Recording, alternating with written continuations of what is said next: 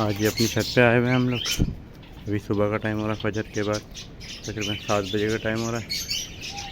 कि हमने चादरें वगैरह हटा दी अपने पिंजरों की, और वो कबूतर दिखाते जो हमने आज़ाद किया है, कल पकड़ा था उसको हमने छोड़ दिया। वाइट कलर का कबूतर था।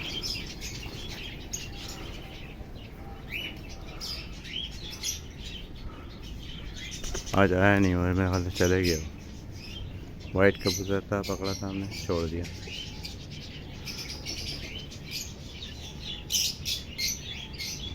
ब्राउन कबूतर बैठा हुआ है।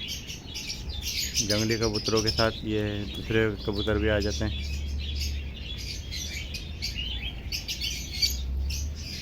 इस पिंजरे में हमने रखा हुआ था कबूतर, उसको हमने आज़ाद कर दिया उसको हमने, क्योंकि हमें अच्छा नहीं लग रहा था कि सब कबूतर आज़ाद घूम रहे हैं, और हमने उसको कैद कर लिया था तो उसको हमने छोड़ दिया।